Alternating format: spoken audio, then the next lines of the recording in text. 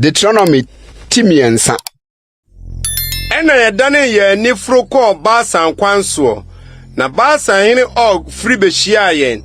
Ono ne man nyina ne yem bekun wo Israel.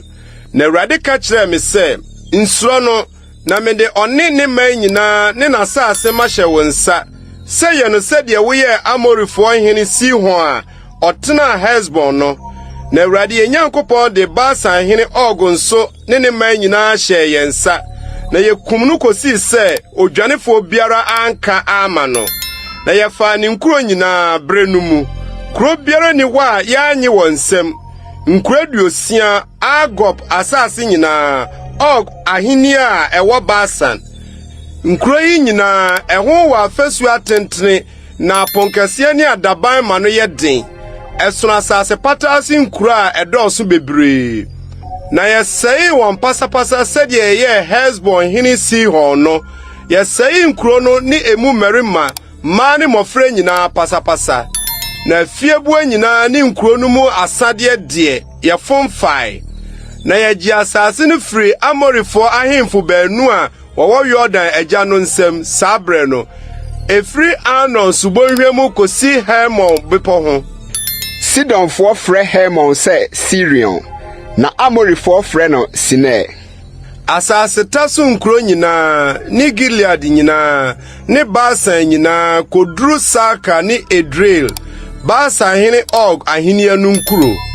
Na Bashan hene Og nko na aka. Abrane akɛse nka yenumu. Hwɛ, ne mpa eyedade mpa ensi amoma raba ana. Ne tentene basafa nkono. Na ne tetrete basafa nan. Sɛdeɛ onipa basafa tie. Na yefa asasi sabre no.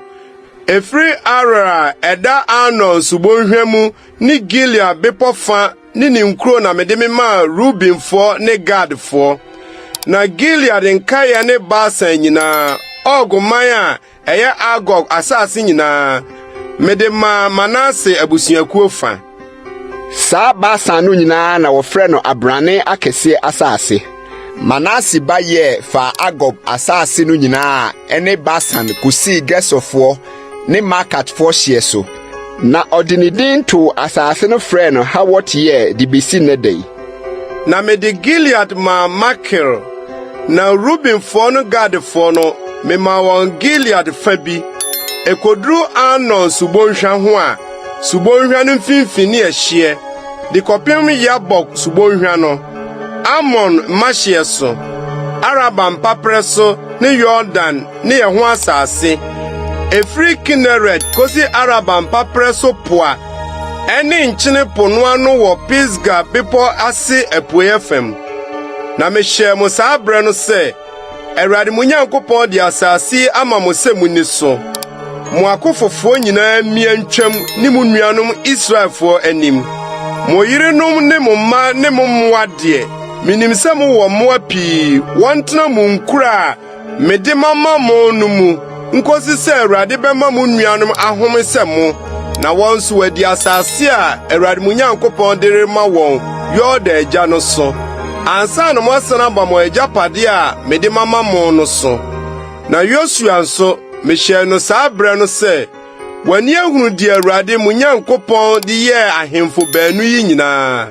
Sara nso na Awurade bɛyɛ ahini a wuritwam akɔhɔ nyina. Munsuro won afiri sɛ Awurade mo Nyankopɔn na ɔbɛko ama mo. Na mesrɛ Awurade sa abre no se Awurade Nyankopɔn wo ne wafiri ase de wo kɛseyɛ ne wo nsa a ɛyɛ den no akyerɛ wakoa.